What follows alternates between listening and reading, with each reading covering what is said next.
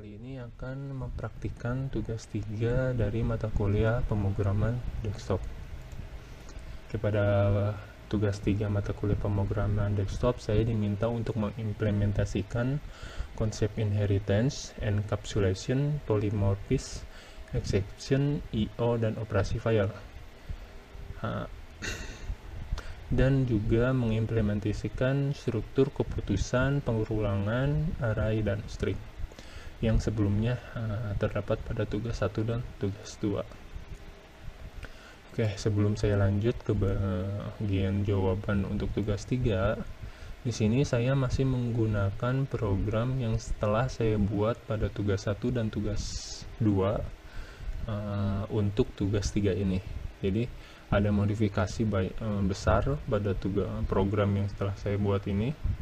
Contohnya pada kelas main yang awalnya saya gunakan kelas main ini sebagai tempat menyimpan seluruh fungsi-fungsi program dan atribut-atribut program. Kali ini saya buat kelas main hanya sebagai kelas untuk memanggil fungsi-fungsi program yang terdapat pada kelas-kelas lain. Jadi di sini fungsi-fungsi yang sebelumnya terdapat pada kelas main itu saya pindahkan ke kelas yang lain untuk proses pelaksanaan fungsinya. Jadi di sini hanya pemanggilan fungsi saja yang terdapat pada kelas main. Di sini masih ada penggunaan scanner, yang tujuan penggunaan scanner ini untuk memudahkan saya memilih fungsi mana yang akan saya jalankan. Oke, saya lanjut kepada tugas 3-nya. Di tugas 3 ini saya akan menjadikan acuan poin-poin yang terdapat pada tugas 3 untuk penjelasan mengenai program saya agar lebih terstruktur dan memudahkan saya dalam menjelaskannya.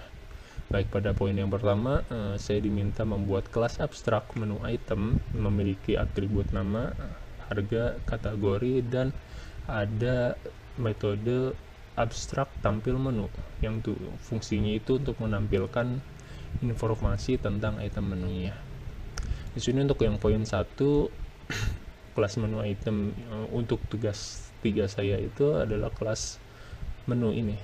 Di kelas menu ini saya tidak melakukan perubahan nama agar mempermudah saya untuk modifikasi programnya. Jadi saya tetap menggunakan nama kelas menu.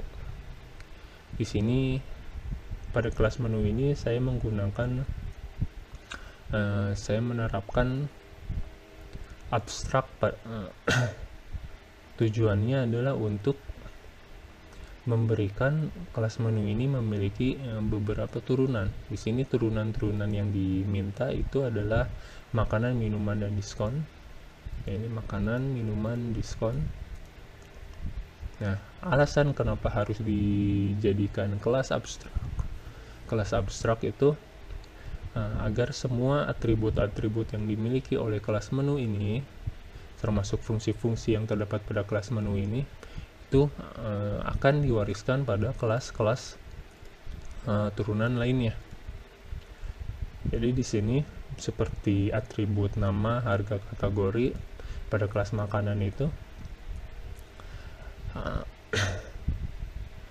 atribut harga, nama, dan kategorinya itu tidak perlu dideklarasi ulang pada kelas makanan, tapi di kelas makanan ini sudah memiliki atribut tersebut, termasuk dengan fungsi-fungsi yang tersedia yang terdapat di kelas menu ini sebagai kelas superkelas ya. Di sini kelas turunan makanan ini disebutnya subkelas. Untuk kelas menu ini disebutnya suprakelas.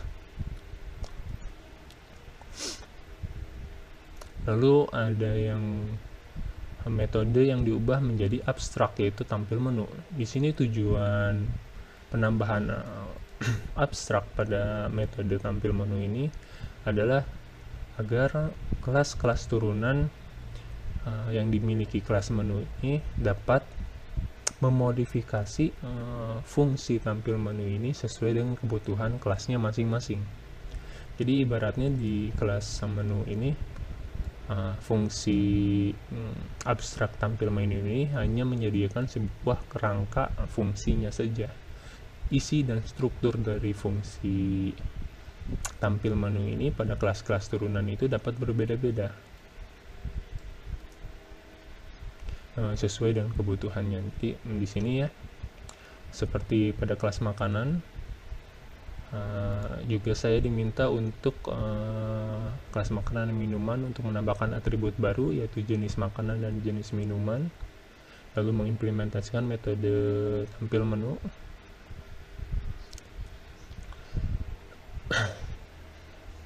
Di sini atribut pendeklarasian atribut baru, yaitu jenis makanan,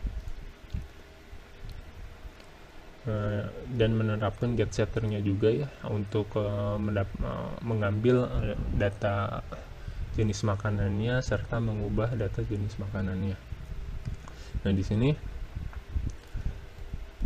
untuk fungsi tampil menu pada yang kelas makanan ini, isinya adalah untuk menampilkan daftar menu makanan, mulai dari menampilkan nama makanannya, harga, dan jenis makanannya. Di sini langsung bisa digunakan ya makanan get nama. Fungsi ini digunakan pada kelas makanan, atau get harga juga fungsi ini, lalu get jenis makanan ya, untuk dari fungsi yang ini. Nah, untuk kelas minuman sebenarnya tidak jauh berbeda, hanya perbedaan nama. Ada atribut baru juga yang namanya jenis minuman. Lalu pada fungsi tampil menunya juga, fungsi dari tampil menunya itu digunakan untuk menampilkan daftar minuman, dimulai dengan menampilkan nama menu, nama minumannya, harga, dan jenis minumannya.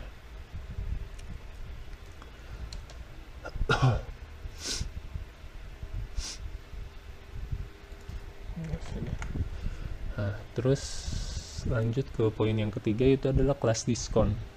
Adalah subkelas dari menu item yang digunakan untuk menerapkan diskon khusus pada menu. Pada menu kelas ini harus memiliki atribut diskon dan mengimplementasikan metode tampil menu untuk menampilkan informasi tentang diskon yang ditawarkan. Oke. Pada kelas diskon ini juga memiliki beberapa atribut tambahan yang saya buat, lalu juga mengimplementasikan fungsi tampil menu dengan bentuk, struktur, dan isi yang berbeda dari kelas-kelas turunan lainnya. Nah, di sini ada 4 atribut baru, itu adalah atribut persen diskon. Nah, untuk atribut persen diskon ini adalah atribut diskon yang diminta ya, itu atribut yang akan menyimpan jumlah diskon yang akan digunakan untuk perhitungan diskonnya. Jadi jumlah persentase diskonnya itu disimpan di sini di persen diskon, lalu harga setelah perhitungan diskonnya itu disimpan di atribut harga setelah diskon. Nah, harga awal sebelum perhitungan diskon itu disimpan di harga awal.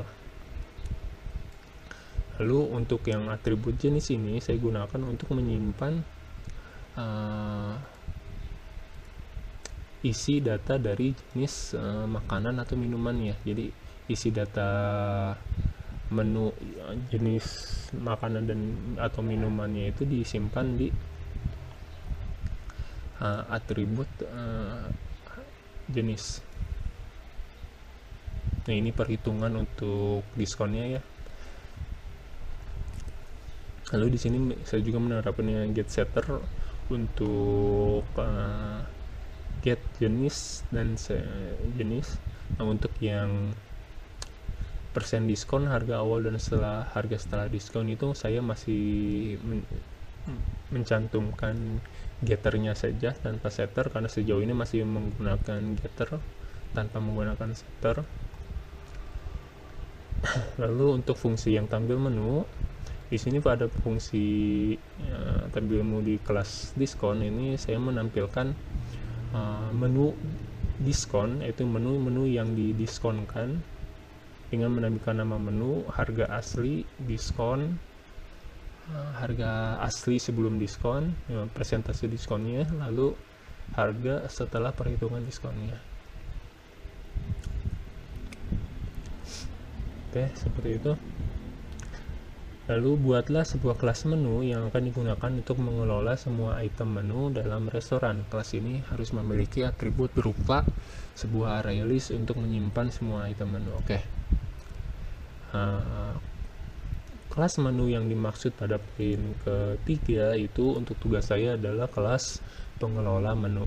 Pada kelas pengelola menu ini saya mentujukan kelas pengelola menu ini untuk mengelola seluruh aktivitas menu yang terdapat pada program, yaitu mulai dari inisiasi pembuatan menunya, inisiasi awal pembuatan menunya, lalu penambahan menu, fungsi yang sebelumnya saya buat di tugas 1 dan 2, lalu fungsi mengubah menunya, fungsi menghapus menu. Di sini juga saya menambahkan 2 fungsi baru yang bersangkutan dengan diskon, yaitu seperti fungsi mengubah diskon ini untuk menambahkan diskon pada menu yang ada di daftar menu. Lalu ada fungsi untuk menghapus diskon, yaitu fungsi untuk jika saya ingin menghapus diskon yang sudah terdapat di kelas ini. Dan ya, lalu ada juga fungsi untuk menampilkan daftar menu. Oke, di sini dulu ya, mulai dari sini. Pada fungsi untuk menampilkan daftar menu ini, saya menggunakan perintah list. Di sini untuk menyimpan array listnya itu disimpan dulu di objek baru agar mencegah perulangan, karena di sini saya dalam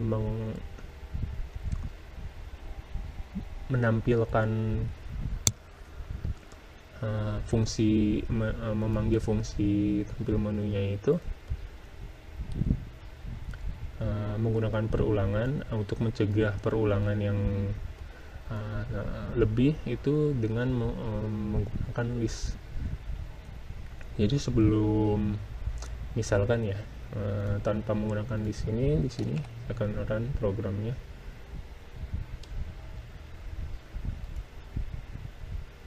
Nah, ini kalau misalkan ini nggak pakai list ini ya, kalau nggak pakai list ini, ketika di run itu fungsi dari tampil menunya itu akan dipanggil sebanyak jumlah dari data menu pada daftar data menu makanan, data pada daftar menu kategori makanan. Ini misalkan aduh maaf Pak, kurang jelas ya penjelasannya. Jadi pada daftar menu makanan ini itu misalkan ada terdapat 4 menu. Nah, fungsi list di sininya itu untuk mencegah perulangan sebanyak 4 kalinya itu. Jadi hanya perulangan sekali sesuai kebutuhannya, seperti itu ya. Nah, di sini juga ada fungsi pengkondisian yang lain, yaitu kalau misalkan daftar makanannya itu ternyata daftar makanan atau minumannya itu ternyata tidak memiliki data, itu fungsi dari tampil menunya itu tidak akan dijalankan. Ini saya run ya untuk contoh. Ya, di sini karena programnya sebenarnya belum ada inisiasi daftar menu, saya di sini akan melakukan inisiasi terlebih dahulu pada poin ke-7. Setelah melakukan inisiasi, misalkan untuk melihat daftar menunya, saya menekan pemesanan. Oke, di sini sudah ada daftar menunya. Oke, di sini cuma ada 2 daftar menu makanan dan minuman. Nah, untuk diskonnya itu tidak ditampilkan. Kenapa tidak ditampilkan? Karena pada kelas diskon ini belum menyimpan data daftar menu, masih belum ada datanya. Sedangkan untuk makanan dan minuman ini sudah ada datanya setelah inisiasi ini ya, inisiasi yang 7 ya, seperti itu. Lalu untuk fungsi baru yang kedua ini adalah untuk menambahkan diskon dan menghapus diskon. Di sini saya menggunakan scanner untuk memasukkan ID menu yang akan diberikan diskonnya itu apa, dan juga persentase diskon yang akan diberikan. Jadi misalkan ingin menerapkan 20% diskon atau 50% diskon ataupun 100 diskon. Di sini acuannya dari 0 sampai 100 karena diskon di bawah 0 itu tidak mungkin ada, dan kalau misalkan lebih dari 100 itu terlalu tidak mungkin ya, karena diskon 1 saja sudah gratis gitu kan. Lalu di sini ada perintah pengkondisian untuk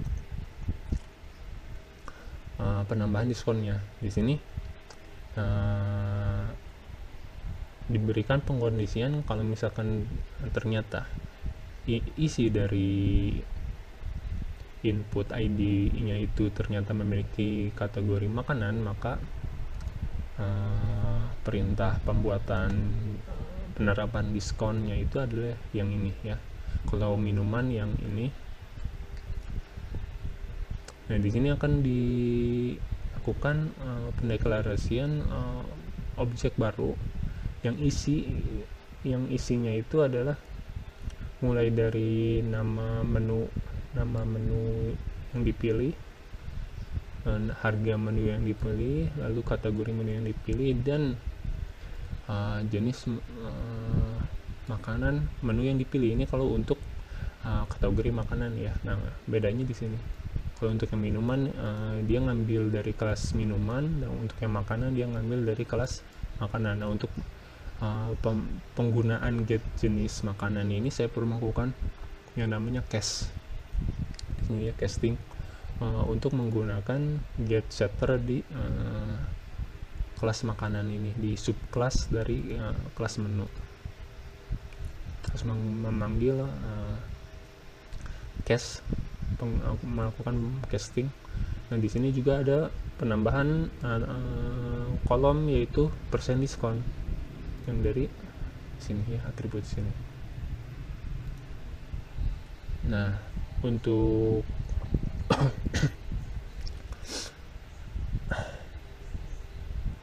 untuk harga dari menu diskon ini deh, saya juga menerapkan menggunakan set harga yang ada di diskon. Itu gunanya untuk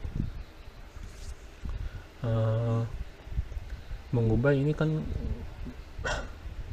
Get harga di sini adalah harga awal yang terdapat pada menunya, itu harga awalnya. Sedangkan yang saya butuhkan untuk dimasukkan ke dalam bentuk menu diskonnya itu adalah harga setelah perhitungan yang ini, harga setelah perhitungan diskonnya.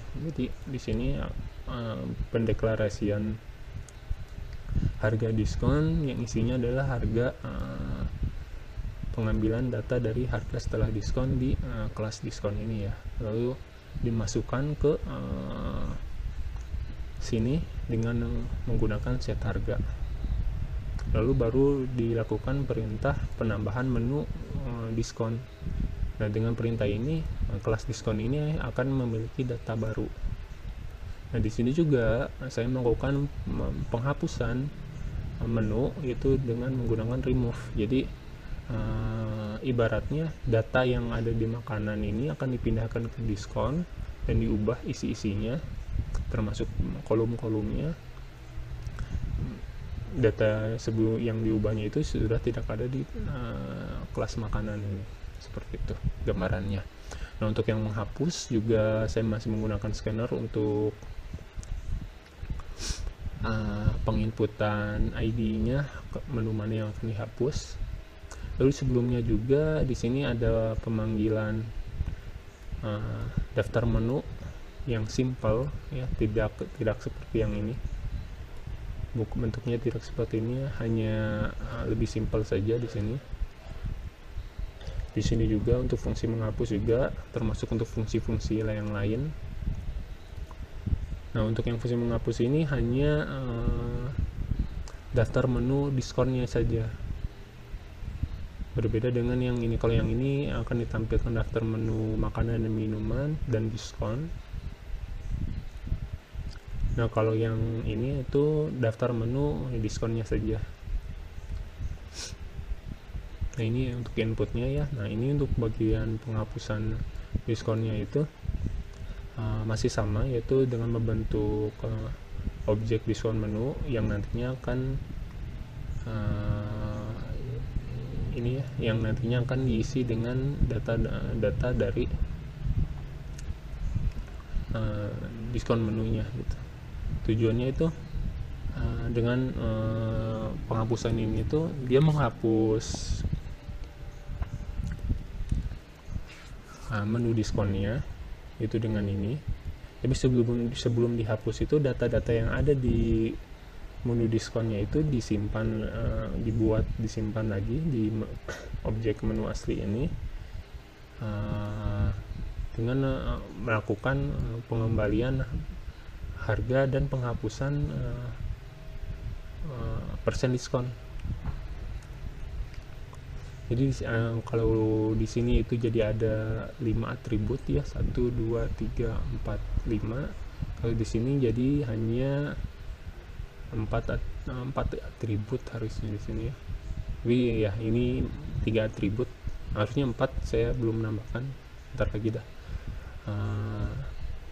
Lalu dibuatlah menu, dikembalikanlah menu lamanya gitu, menu sebelum diskonnya.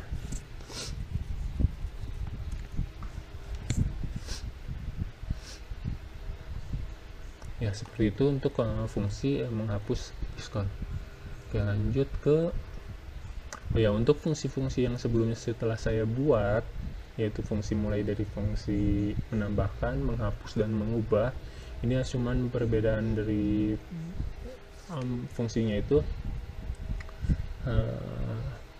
penyesuaian dengan array list, karena sebelumnya itu kan masih menggunakan array. Jadi seperti di sini untuk acuannya itu, kalau untuk panjang array listnya itu menggunakan size. Lalu misalkan untuk yang menambahkan ini, untuk array listnya itu dia sudah ada fungsi tersendiri, itu untuk menambahkan menu, mulai menambahkan, menghapus, dan mengubah itu sudah ada menunya. Jadi di sini hanya menjalankan fungsi dari yang disediakan oleh array listnya itu, berbeda dengan fungsi sebelumnya yang harus menjalankan logika mentahnya gitu ya. Ya, seperti itu. Oke, saya lanjut aja ke bagian poin 4, yaitu buatlah kelas pesanan yang akan digunakan untuk mencatat pesanan pelanggan. Kelas ini harus memiliki atribut berupa array list untuk menyimpan item-item yang dipesan oleh pelanggan. Oke, di sini kelas pesanan untuk tugas 3 saya yaitu.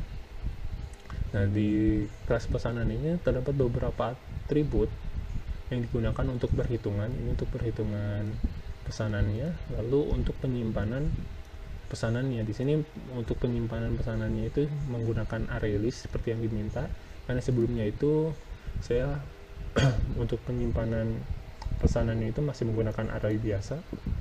Ini mau sekarang menggunakan array list. Di sini ada tiga fungsi yang sebelumnya saya buat, yaitu fungsi scanner input, proses pesanan, dan cetak struk. Pada scanner input ini ada perubahan juga, mulai dari penggunaan array list pada fungsinya. Lalu untuk yang proses pemesanan juga menggunakan array list. Jadi di sini hanya tinggal menjalankan proses fungsi yang ada pada array listnya ya. Untuk yang daftar yang cetak stroke juga masih sama ya. Di sini disesuaikan dengan array list, yaitu menggunakan size untuk panjang dari array-nya. Sisanya masih sama. Lanjut. Kayak di sini saya akan menjelaskan poin kelima, itu mengimplementasikan konsep inheritance dengan benar antar kelas-kelas ini. Oke. Konsep inheritance itu adalah konsep abstraksi ini yang seperti saya jelaskan sebelumnya, yaitu kelas yang memiliki kelas-kelas turunan, itu dengan menerapkan abstrak. Nah, ini yang disebut inheritance itu, kelas yang memiliki kelas-kelas turunan, yang tujuannya adalah untuk mewariskan atribut-atribut dan fungsi-fungsi pada kelas-kelas turunannya.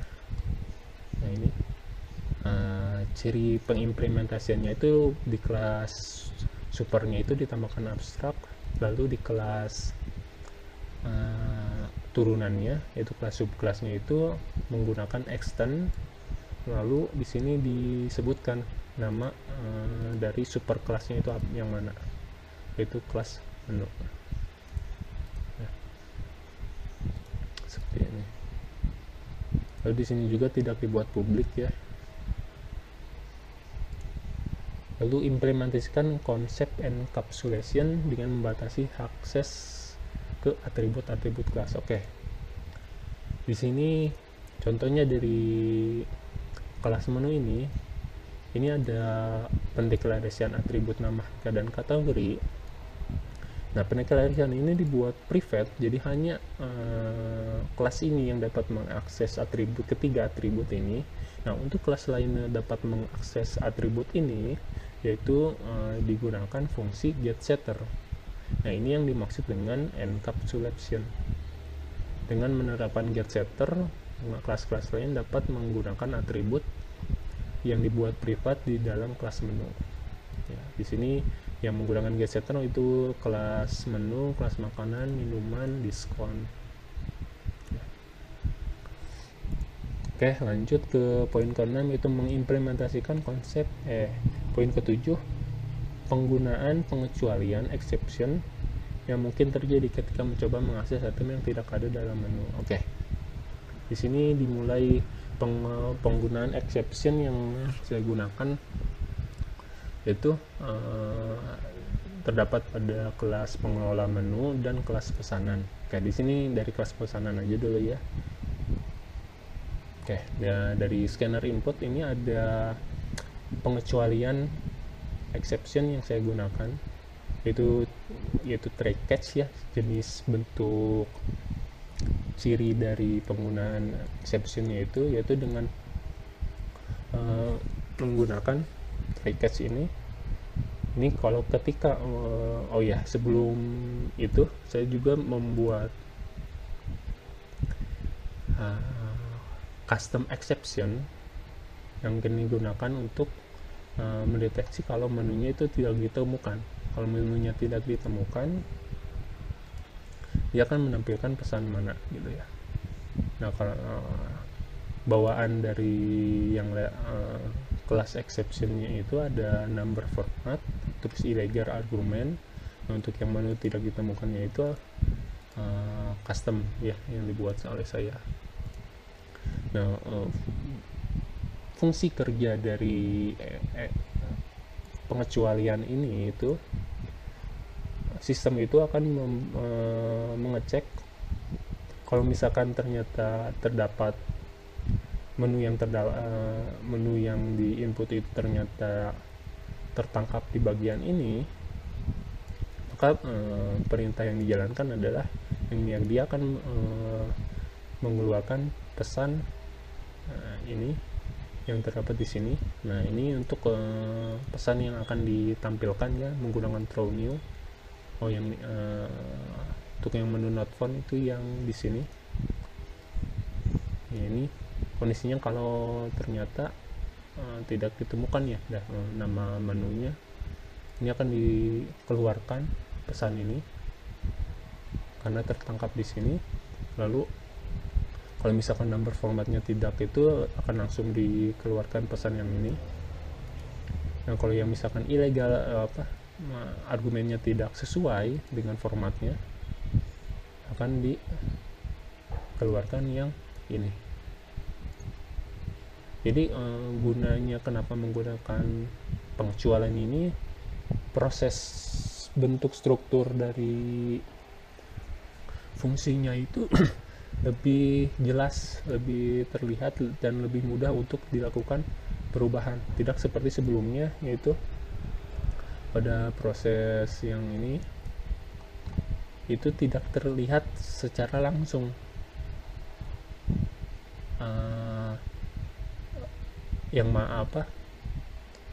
prosesnya gitu. Kalau misalkan gagal, tidak sesuai menu yang didapatkan itu ya. Oh, ini kan jelas ya, kalau misalkan ini yang dijalankan ini, kalau misalkan jumlah angkanya tidak valid yang dijalankan yang ini, terus format pesanannya tidak benar yang dijalankan yang ini, seperti itu.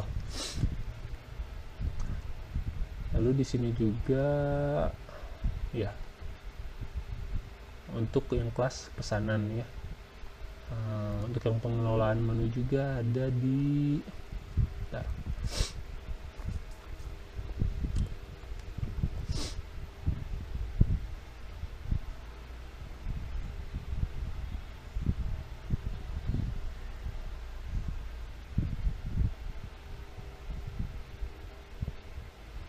di sini ya, tapi ini akan saya jelaskan buat nanti lagi.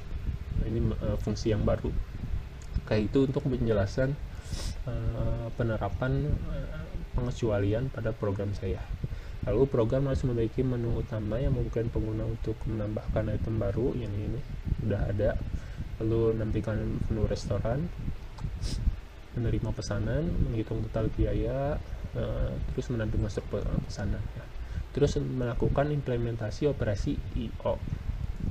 Oke, pengimplementasian operasi I/O. Oh iya, sebelumnya tadi juga untuk pengimplementasian pengecualian itu saya perlu mengimport Java I/O di sini ya. Ini seluruh fungsi jenis Java I/O itu dimasukkan, termasuk di sini juga ya. Di sini juga. Nah, untuk yang bagian poin ke-9 yaitu menitipkan operasi I/O, mulai seperti menyimpan dan memuat daftar menu. Oke. Untuk menyimpan dan memuat daftar menu itu fungsinya saya masukkan di dalam kelas pengelolaan menu.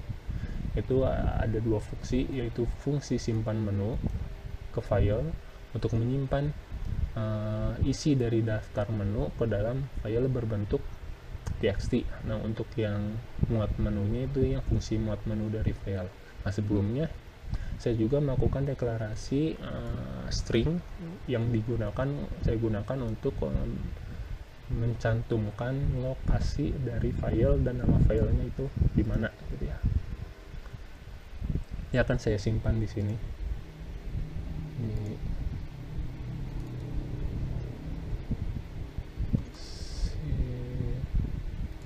Nih.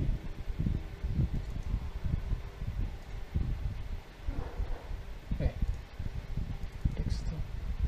Search tugas 1. Nah, dia akan disimpan di sini ya. Ini ada ya. Contohnya saya hapus saja. Akan disimpan di sini dengan nama daftar menu untuk yang file daftar menu. Nah, penyimpanannya itu yaitu menggunakan perintah try catch ya, untuk mengatasi kalau misalkan ada kegagalan dalam penginputannya, itu jadi lebih teratur ya, dan lebih jelas juga menggunakan pengecualian. Dan di sini untuk menambahkan data menu ke filenya itu dengan perintah buffered writer. Itu membuat objek dengan buffered writer di sini. Dengan perintah ini dia akan menyimpan data yang ada pada daftar menu ke dalam file sesuai dengan sesuai dengan lokasi yang telah saya cantumkan. Ya, di sini bagian menyimpannya ya. Nah, bentuk yang disimpannya itu adalah dalam bentuk toString. Itu menyimpan objeknya itu dalam bentuk string gitu ya. Nah, menyimpan data menu, satu data menunya ini itu disimpan dalam file txt-nya itu dalam bentuk string. Nah, untuk menyimpannya itu, untuk menggunakan toString ini, saya perlu juga mendeklarasikan fungsi toString di superclass. Yang ini yang digunakan untuk bentuk formatnya. Format stringnya itu seperti apa? Di sini format stringnya itu diawali dengan nama dari namanya, terus dibatasi dengan ini, yang nanti pembatasan ini tuh digunakan untuk fungsi memuat menu. Ini untuk superclassnya ya, seperti ini formatnya. Lalu untuk yang makanan itu ada penambahan format, yaitu pengambil format superclass, lalu ada penambahan jenis makanan. Kalau yang minuman juga ada penambahan jenis minuman, format itunya tuh. Terus untuk yang diskon juga ada perbedaan, yaitu ada penambahan jenis dan persen diskon. Jadi misalkan di sini tuh saya akan memasukkan data ini ke dalam file. Nah, bentuk data yang disimpan yang pertama ini, yang nasi goreng ini akan disimpan dalam bentuk seperti ini. Nasi goreng 16.000 double ya, jadi ada titik komanya. Terus makanan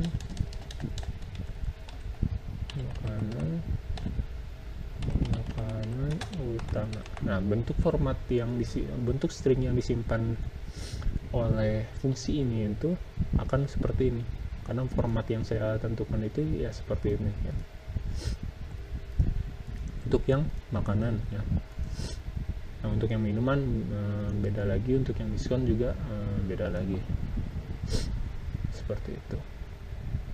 Terus ini dihapus saja.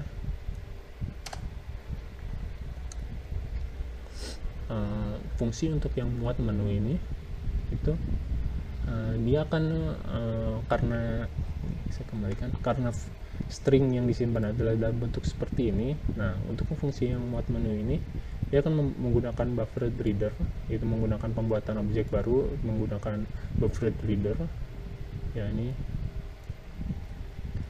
buffered reader. Lalu di dalam fungsinya itu dia akan membagi-bagi bagian-bagian ini, dibagi dengan acuan ini, tanda kutip, tanda ini ya, titik 2 koma ini, jadi 4 bagian. Yaitu bagian yang pertama ini bagian 0 itu disimpan di nama, bagian kedua disimpan di harga, lalu dilakukan juga perubahan tipe data dari string ke double, lalu dari part yang ini di ke kategori, yang ini ke jenis.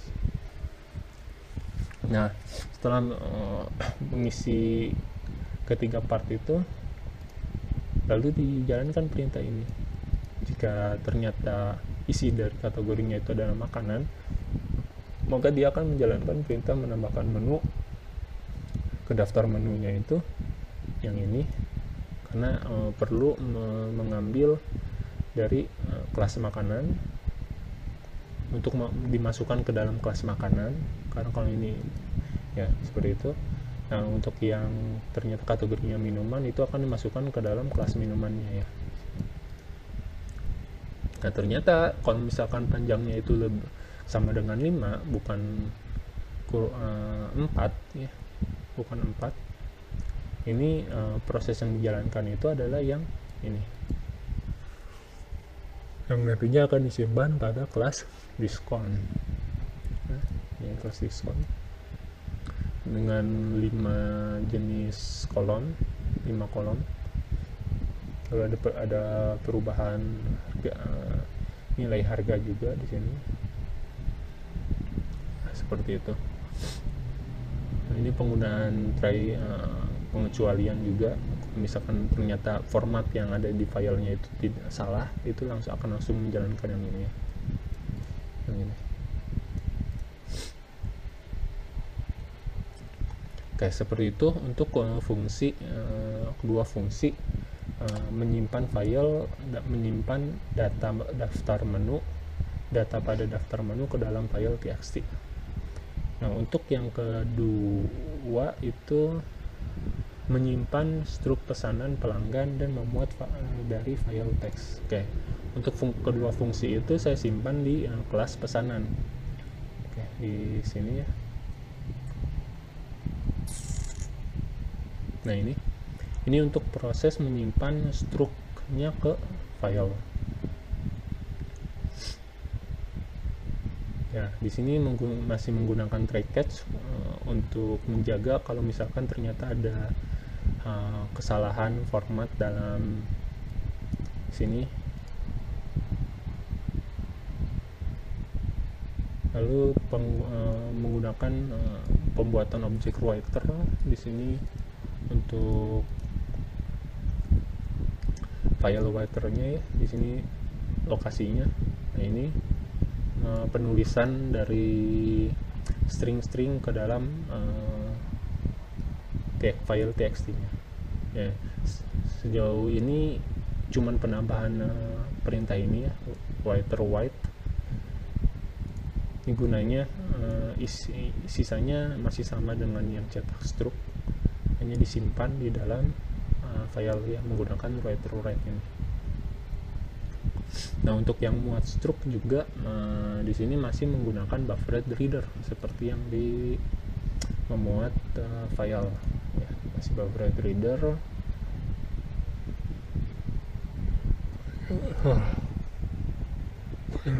Oke, seperti itu.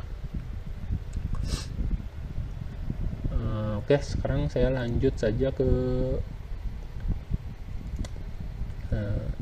bagian pengujian programnya. Oke.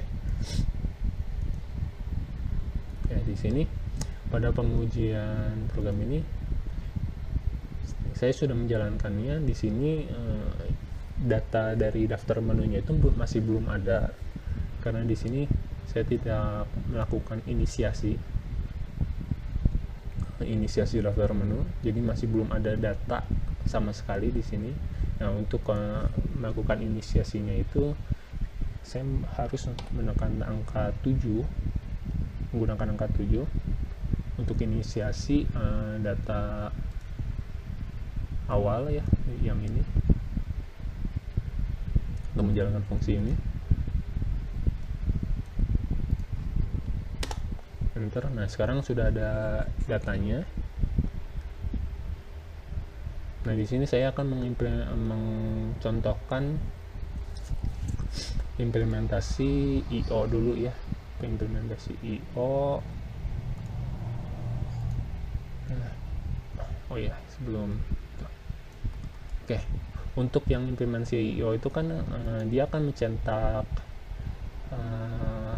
menyimpan data pada daftar menu dalam file dan memuatnya, terus menyimpan struktur pesanan pelanggan dalam file dan memuatnya juga ya. Nah, di sini untuk yang menyimpan data daftar menu pada filenya itu saya menggunakan perintah 8 ya. Di sini untuk perintah 8 ini akan menjalankan fungsi ini.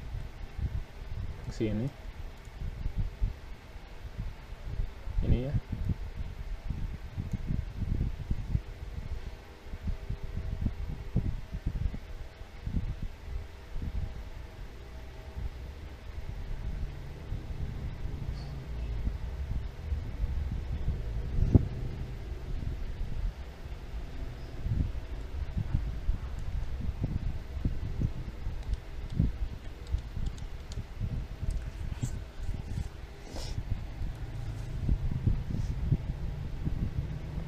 Fungsi ini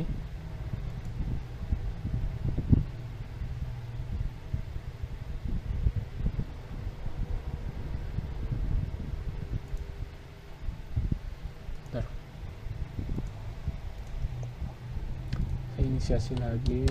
Nah ini ya kan di sini kan disimpannya di sini ya kan ya. Saya akan jalankan ya untuk menyimpan daftar menunya ke file 8. Daftarnya berhasil disimpan di oke, kita cek. Oke, di sini ada file txt baru yang dibuat ya, dan isinya adalah seperti ini.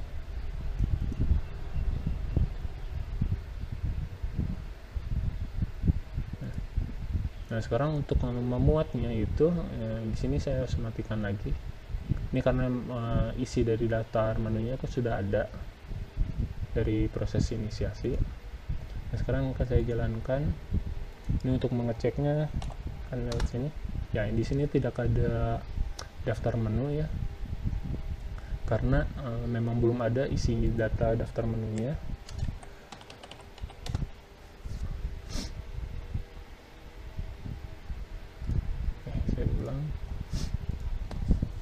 Nah untuk memasukkan memuat isi data dari file daftar menu ini digunakan perintah yang ke-9. Nah setelah dimuat itu bisa dilihat ya di sini.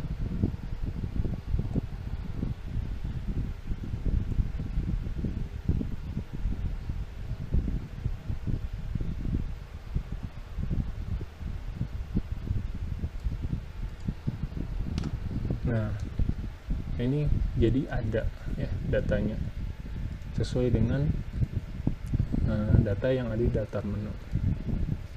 Oke, di sini misalkan saya akan menjalankan proses penambahan diskon ya. Pertama saya akan inisiasi terlebih dahulu. Lalu proses penambahan diskon yaitu kolom 4. Dan misalkan di sini tempe akan diubah jadi 50% diskonnya misalkan. Oke, ini berarti sekarang kelas diskon ini sudah memiliki data yaitu pempek, dan data pempek pada kelas makanan ini sudah dipindahkan di diskon, jadi tidak ada data pempek.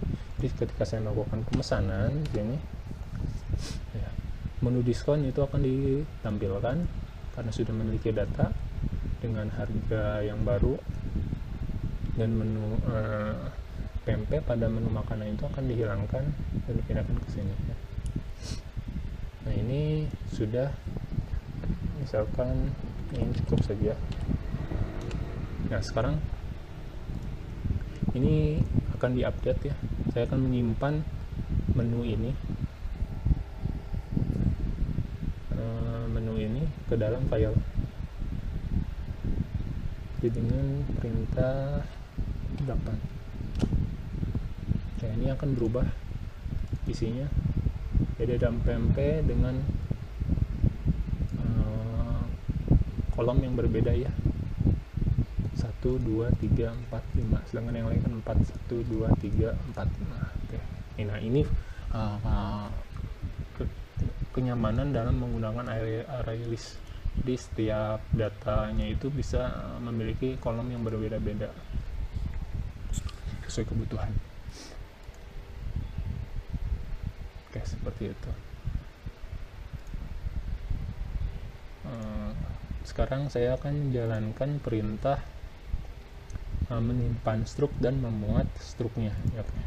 Oke, sebelumnya untuk proses menyimpan struk itu saya terapkan pada bagian 6 ini ya, untuk pemesanan. Jadi pada pemesanan ini setelah saya menerapkan pesanan melalui scanner input ini, pesanannya akan langsung disimpan dalam file lalu akan dicetak ke konsol di sini ya, menggunakan perintah cetak struk.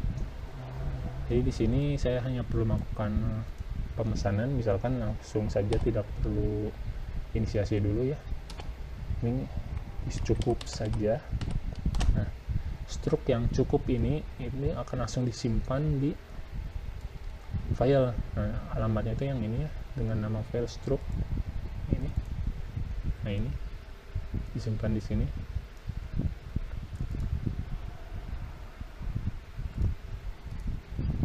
Oke, ini sudah disimpan. Nah, misalkan sekarang saya akan memuat struknya. Sekarang kalau untuk memuatnya kan di 10, terus struknya itu akan dimuat ya seperti ini, tampilkan. Nah, untuk biar jelas perbedaannya, ini akan saya pindahkan ke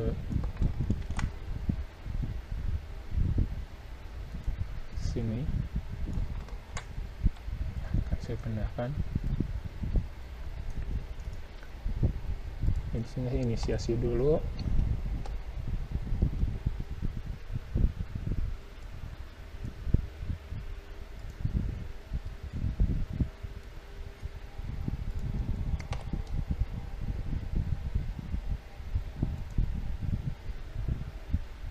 Oh, ini jangan ternyata. Nah, inisiasi dulu 7, lalu lakukan pemesanan. Misalkan pesanannya itu APMP sama dengan 6 ditambah jus mangga sama dengan 2, cukup. Udah. Nah, ini untuk perintah fungsi dari cetak struk ya, ditampilkan struknya. Nah, ini untuk struk yang dimuat dari file, karena struk yang dimuat dari filenya itu adalah yang ini, datanya itu akan ditampilkan yang ini. Jadi berhasil ya untuk fungsi memuat struk dari file. Oke, sekian penjelasan program saya. Dan jika ada kekurangan pada penjelasannya, mohon dikoreksi. Masukan dari Bapak sangat berarti bagi saya. Terima kasih atas perhatiannya. Wassalamualaikum warahmatullahi wabarakatuh.